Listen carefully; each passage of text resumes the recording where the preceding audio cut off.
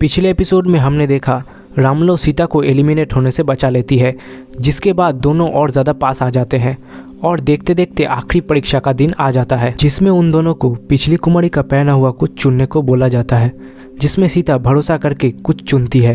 अब आगे।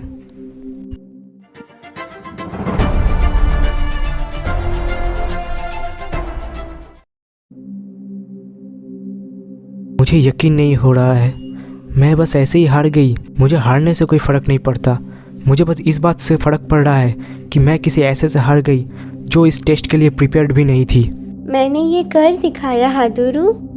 ये तुम क्या कर रही हो? तुम्हें अभी एक दूसरा परीक्षा देना बाकी है। और हाँ, कॉन्ग्रेचुलेशंस। अब जाओ, हमें गुड वाइज की ज़रूरत नहीं है। और अगर तुम माफ़ी मांगने वाली हो तो मैं बता दूँ, मुझे माफ़ी बिल्कुल पसंद नहीं है। मैं जानती हूँ तुम बहुत दयालु हो रामलो, शुक्रिया सब कुछ के लिए। जिसके बाद सीन चेंज होता है और हम फिर से रामलो के पास्ट को देख पाते हैं, जहाँ रामलो उसी छोटे लड़के से पूछती है, तुम्हें कौन सी बीमारी है? मैं श्योर नहीं हूँ, लेकिन सभी ने बोला ये मेरी मम्मी को भी है। मैं इसका नाम भूल जाता हूँ। जीन्स, हाँ जीन्स डिजीज़। तुम्हारा मतलब जेनेटिक? हाँ शायद इसे वैसा ही कुछ कहते हैं। लेकिन मुझे माफ़ कर देना रामलो, मैं तुम्हारे साथ ना ही तैर पाता हूँ ना ही लुका छुपी खेल पाता हूँ। वेल, मुझे वैसे भी खेलना पसंद नहीं है। खेलना कूदना बच्चियों के लिए है और मैं बच्ची नहीं रही। मैं कुमारी बनूंगी और मेरा शरीर देवी तालीजू के लिए बना है। सो तुम अकेले नहीं हो जो मेरे साथ नहीं खेल सकते। सो माफ़ी मत मांगो। तुम बहुत दयालु हो रामलो। तुम दयालु हो रामलो, शुक्रिया। ऐसे मत दिखाओ जैसे तुम मेरे बारे में सब कुछ जानती हो। क्या इन सब में वो मैं थी जो इस परीक्षा के लिए तैयार नहीं थी? कितनी बेवकूफ़ हूँ मैं। स्टिल मेरा दिल तुम जैसे अच्छे लोगों की तरफ ही खींचा चला जाता है। सीता जरूना, यही वक्त है। तुमने बहुत कुछ सहा है इतना दूर आने के लिए।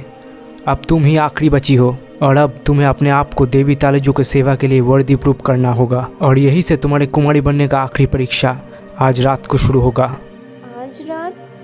हाँ, आज रात को। अब यहाँ से नीचे जाओ। आपका मतलब मुझे अकेले जाना होगा? हाँ। लेकिन यहाँ मेरी इमेजिनेशन से भी ज़्यादा अंधेरा है। इसके बाद सीन चेंज होता है, जहाँ हम रामलो और उस छोटे लड़के को देख पाते हैं, जहाँ वो छोटा लड़का रामलो से पूछता है, सो रामलो, ये आखिरी परीक्षा क्या है? पता नहीं वो बेवकूफ़ इस परीक्षा को कैसे पास करेगी, क्योंकि इस परीक्षा में आपको एक गुप्त अंधेरे वाले कमरे में रखा जाता है, जहाँ बहुत सारे एनिमल्स के बॉडी, खून और सिर चारों तरफ फैले होते हैं और वहाँ आपको पूरी रात गुजारनी होगी, वो भी बिना किसी आवाज़ किए। और उस तरफ सीता धीरे धीरे अंधेरे कमरे की तरफ बढ़ती है, जहाँ वो हान के बोले हुए बातों को याद करती है। तुम्हें वहाँ पे कुछ आवाज़ें भी सुनाई देंगी, चिल्लाने और रोने जैसी, लेकिन तुम्हें घबराना नहीं है क्योंकि वो बस नॉर्मल पीपल है। क्या नॉर्मल लोग? हाँ, वो मास्क लगाते हैं और तुम्हें डराने की कोशिश करते हैं, देखने के लिए कि तुम चिल्लाएगी या रोएगी कि नहीं। वो भले ही कितनी भी आवाज़ कर ले, लेकिन तुम्हें घबराना नहीं है क्योंकि वो सिर्फ नॉर्मल लोग हैं। लेकिन खून का क्या? मुझे अभी भी खून से डर लगता है।